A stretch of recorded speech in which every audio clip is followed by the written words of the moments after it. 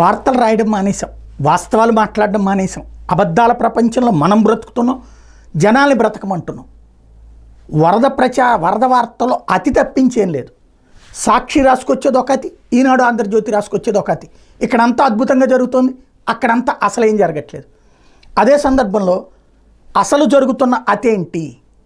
అందరూ ఒడ్డునే ఉంటున్నారు. ఒడ్డును కూర్చుని మాట్లాడేవాడు కానీ లోపలికి పోయి మాట్లాడేవాడు లేడు. ఇళ్ల దగ్గరికి ఈ టైంలో ఏం కావాలి? ఇవాళ డ్రోన్ టెక్నాలజీ ఉంది, హెలికాప్టర్లు తిరుగుతున్నాయి, కానీ ఎక్కడ ఫుడ్ వేస్తున్నారో తెలియదు.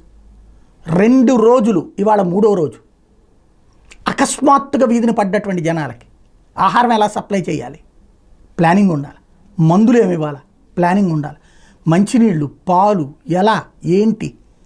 చంద్రబాబు గారు అన్ని ఆహార పొట్లాలు అక్కడికి రావాలన్నారు, బ్రెడ్ అంతా అక్కడికి రావాలన్నారు, లేకపోతే ఇట్లాంటి పేపర్లలో బ్రేకింగుల్లో స్క్రోలింగుల్లో విపరీతం.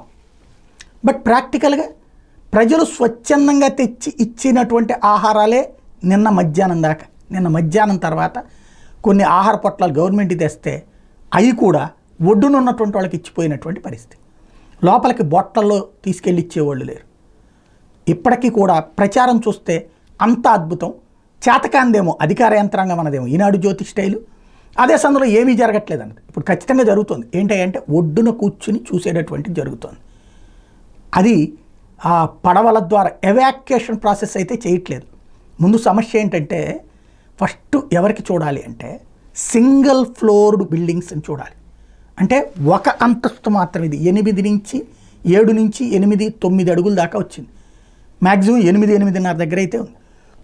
ఆ స్థాయిలో అంటే ఏంటి, ఓ మనిషి 6 అడుగులు కాదు కదా, మనుషులు మామూలుగా 3, 4, 5, 6 అంటే చాలా ఎక్కువ ఉన్నట్టు.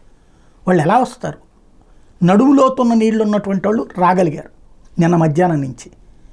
మిగతా వాళ్ళ పరిస్థితి ఏంటి అంటే లోపల ఉన్న వాళ్ళ పరిస్థితి అయితే దారుణంగా ఉంది. అతిగా వార్తలలోనూ వాస్తవికత లోపిస్తోంది. వార్తల్ని తప్పుపట్టట్ల, వాస్తవికత అన్నటువంటిది లోపిస్తోంది. అంత అద్భుతం జరిగిపోతుందని ఒక సెక్షను, అస్సలేమీ జరగట్లేదని ఇంకో సెక్షన్. 2 కూడా తప్పే. ప్రయత్నం అన్నది ఒడ్డున జరుగుతోంది, అసలు దగ్గర లోపం ఉంది, సరి చేసుకోవాల్సి ఉంది.